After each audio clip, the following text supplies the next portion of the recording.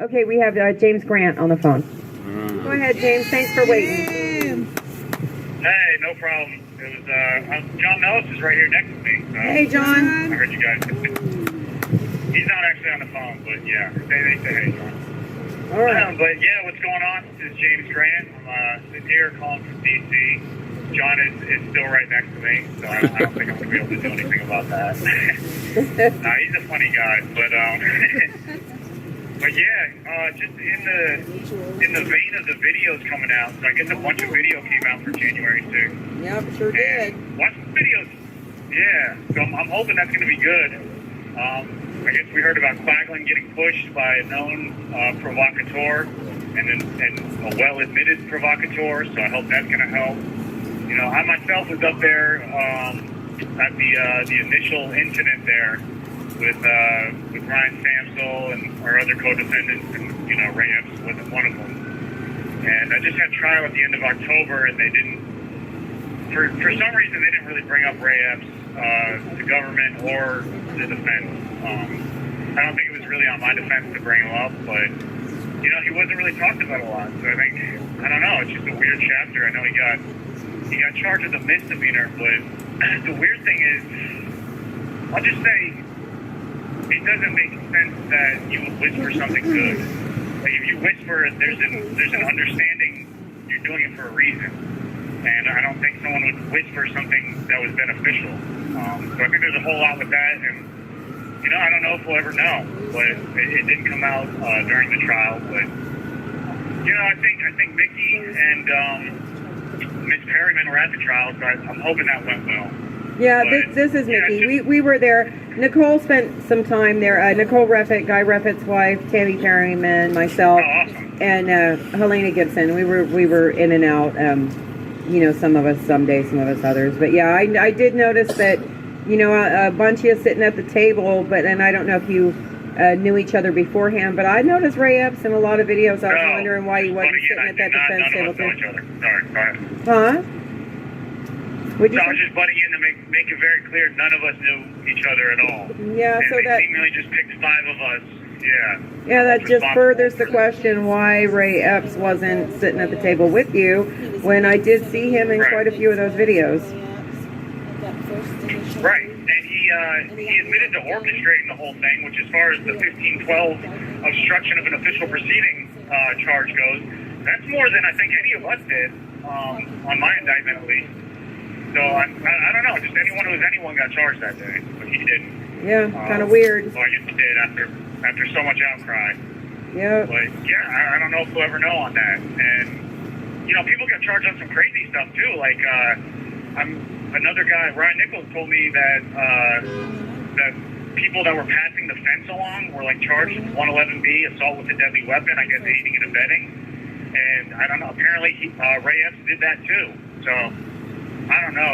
It's crazy because you know, I think we all kind of understand what it is. Yeah, we all do understand what it is. Hoping, yeah. Yep. Yeah, we're all just hoping at some point to, you know, and it was, I don't know what Tucker Carlson's been up to, but he was really advocating so well for us before they, right around the time they canceled him too, and took him off Fox News. Which now I'm hearing he has his own TV show on, I guess X, on formerly known as Twitter X. And I guess it's doing well. Is that right? Yeah, lots and lots of video out. You know, Twitter is an awful place, but you know, a lot of things have been trending, and a lot of things that have to do with January 6ers. A lot of things have to do with Pelosi, Schumer. I think treason is in there, and they're talking about government officials and you know, not the fake insurrectionists. They're talking about complicity of government officials. You have some members of Congress calling for investigation and indictments of other congressional members. And, you know, bit by bit, it is coming. It is coming. And then people are, you know, like we were talking about earlier, when we first got to D.C., we were told that January 6th was a political football nobody was going to touch. And now people are touching it. And I think that, you know, it's slow progress. And that is, the will of the American people. And we absolutely have to keep pressure on our congressional members to let them know their constituents care about this. So, that's we're out there, we're pounding on doors, and so are so many of American people. Out here on the corner, there's probably maybe about 15, 20 of us, but on live stream, we have people that answer calls to action every single day, every single night. And it is an action of we the people being the people for, just to keep pushing forward for the release of this video. Absolutely. And I like what you said about, because when it first came out, it definitely was something no one wanted to touch. And I remember everyone, especially people like, who's that Rhino? Oh, what's his name? I don't know, there's so many he's a to pick Republican. He's a super Rhino.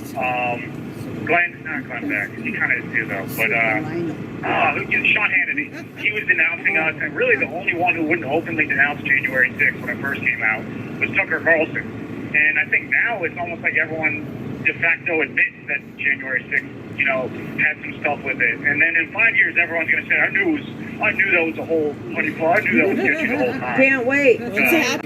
Yeah. Clay Higgins came out strong for you guys just in this latest congressional hearing with Chris Wray and Mayorkas. Marjorie Taylor Greene's back in the ring. Matt Gaetz is advocating. George Santos, he's got his own troubles right now, but he's in your corner. Troy Nels. Yeah, Troy Nels, Paul Gosar, Andy Biggs. Thomas Massey. That's the one Thomas Massey. He's I think he's a never Trumper, but he's not necessarily an anti-J6er. And his office is very well informed on the events of that day. We had a couple meetings with his office, and I was actually surprised that his staffers were so well informed, because we continue to go into these offices and people don't know anything. Sometimes the things that they should know, they don't know. And just the woeful ignorance of the judges. And, I'm going to go ahead and say I put a target on my back. Judge Reggie Walton continues to sit on his bench and talk about how many cops died that day, only one citizen, as if only one wasn't enough. He expunged my daughter's name from the record. So I just think that is willful ignorance. It's not just woeful ignorance, it's willful ignorance and plausible deniability. So if he doesn't know, he doesn't have to pretend he knows. But what he forgets is it's his fucking job to know. So there you go, Judge Walton. He's on notice. And going back to Tucker Carlson, that's why I have such, I'm so grateful to him and have so much respect for him, is because he was pointing out that huge fact that no cops died that day. None. And, whatever happened months later, which I don't know about all that, it's a little interesting to me.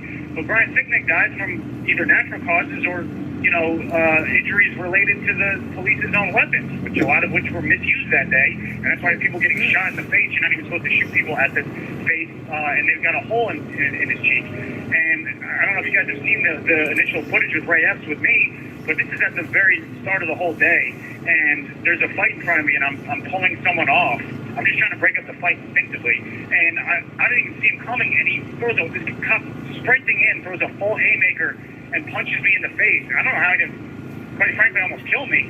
And yeah, I mean, I was flash. I didn't even know what happened at the time. And that's at the beginning of the day. That's the kind of intensity they were already on. I mean, I got punched in the face, and my lawyers informed me that DC code, they're supposed to just be force with equal force. And he's informed me I could sue for that. And yeah, and I think that brought up on charges.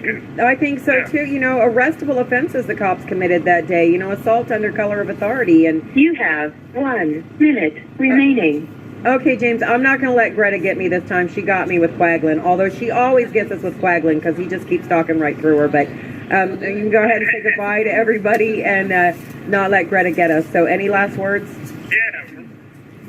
And real quick, I tried to do fundraising in the past. Someone ran it for me. Kind of ran into some issues, and I didn't exactly get the money. Randy Ireland. Okay, quickly. Yeah, I wasn't going to say it. That's all right. Give us your Give, Send, Go. Go ahead, hurry, quick. But I got a Give, Send, Go up and running. GiveSendGo.com/FreeJames. It would really help. Anything you can donate, I'd be really appreciative of, and I haven't done any fundraising yet, so anything you can give, GiveSendGo.com/FreeJames. Very simple, one word. So thank you guys for showing up. Thank you so much. We got super high energy tonight. I feel it. It's All really right. good. God bless you. God bless America. Stand firm.